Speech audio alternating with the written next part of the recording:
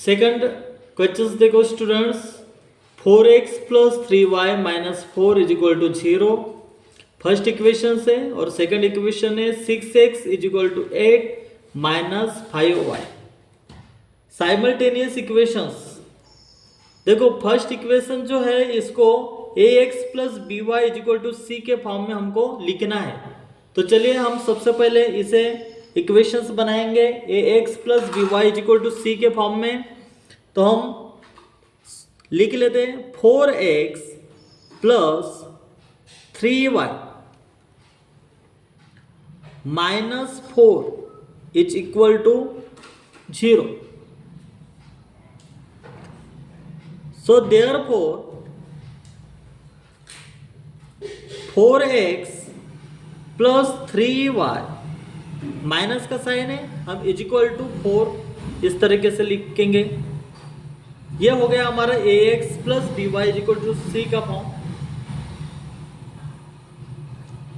हम इसे equation number first देंगे।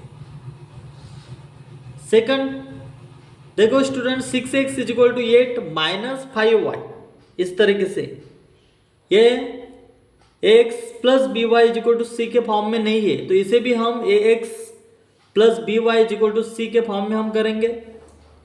6x is equal to 8 minus 5y, इसे हम लिख सकते हैं 6x प्लस ये 5y, ये माइनस का प्लस हो जाएगा स्टूडेंट्स, तो यहां पर हम लिखेंगे 5y इज इक्वल टू 8। अब देखो दोनों इक्वेशंस, ये फर्स्ट इक्वेशन है जो ax plus by is equal to c के फॉर्म में आया, और सेकंड इक्वेशंस ये हमारी बनेगी 6x plus 5y is equal to 8। इसे हम सेकंड इक्वेशंस कहेंगे। अब equation first and second in ax plus by is equal to c, equations first and second are in ax plus by is equal to c form. अब students इसे हम solve करेंगे, तो सबसे पहले हमें d निकालना है। सबसे पहले क्रैमर्स रूल्स का इस्तेमाल करेंगे, तो सबसे पहले d हमें फाइंड आउट करना है। तो d, चलिए हम d इज इक्वल टू, तो पिछले हम लेक्चर में हमने क्या देखे थे, जो फर्स्ट क्वेश्चन मैंने सॉल्व करा दिया था, उसमें d निकालने के लिए हमने 4, 3 एंड सेकेंड इक्वेशन का 6 एंड 5 ये नंबर्स हमें लेने पड़ेंगे, 4 नंबर्स। तो चलो हम लिखते हैं 4, 3 और सेकेंड इक्वेशन में 6 and 5, 6।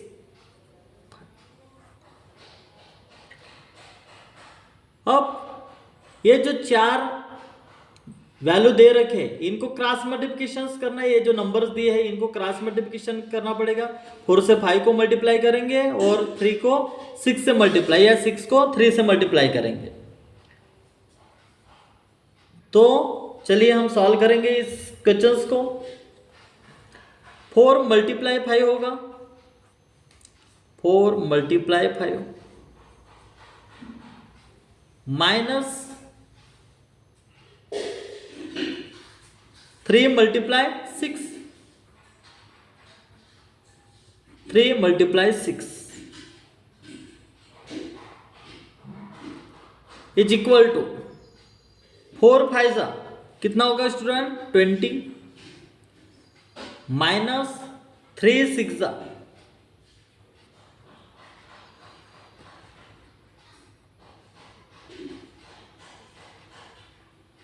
3 6 80 is equal to 20 minus 18, 20 minus 18, 20 minus 18 2। 20 में से 18 अगर माइनस करते हैं तो हमारे पास 2 होगा। तो 2 is not equal to 0, 2 is not equal to 0। ये हमारा डी हमने सॉल्व किए। अब हमें dx फाइंड आउट करना है। चलिए dx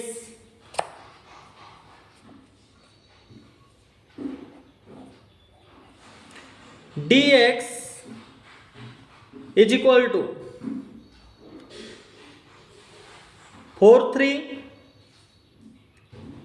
एंड 8 5।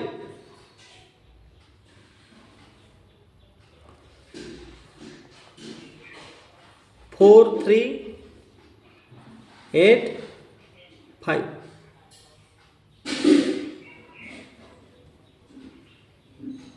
4 3 8 5।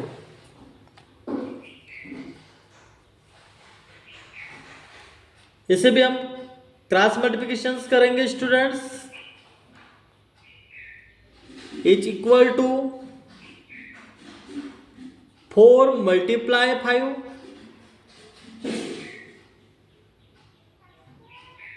Minus 3 multiply 8। 4 5 जा 20 माइनस 3 8 जा 24 is equal to 20 minus 24 minus 4।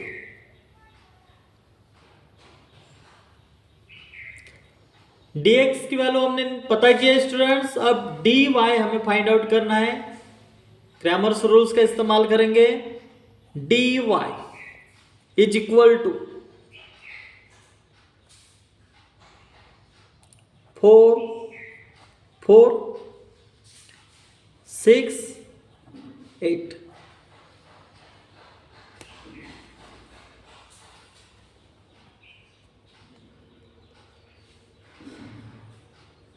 अब देखो स्टूडेंट, इससे क्रॉस मल्टीप्लिकेशंस करेंगे। 4 मल्टीप्लाई 8 माइनस 4 मल्टीप्लाई 6। 4 8 जा 32 माइनस 4 6 जा 24। 32 minus 24 is equal to 8।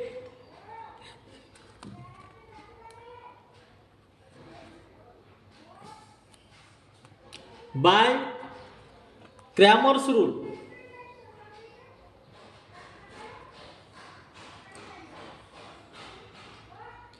so therefore by Cramer's rule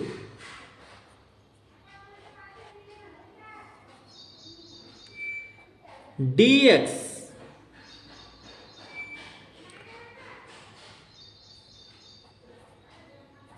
x is equal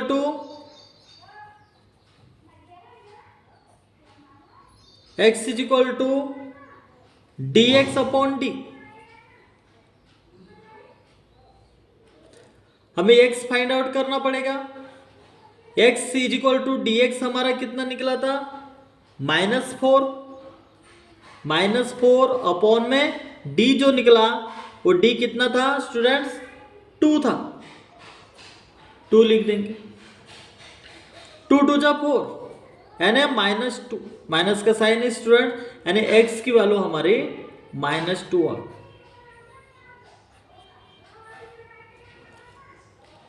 अब हमें y को फाइंड आउट करना है। y is equal to dy upon D. y is equal to dy हमारा कितना निकला था? 8 लिखेंगे हम, और d हमारा 2 निकला था। 4 2 जा 8। सो देयरफॉर y की वैल्यू हमारी कितनी निकली स्टूडेंट्स? 4 निकली। x की वैल्यू हमारी -2 एंड y की वैल्यू हमारे 4 निकल। सो हम लिख सकते हैं यहां पर स्टूडेंट्स आगे में, so therefore x y is equal to -2 4 is the solution of the given simultaneous equations.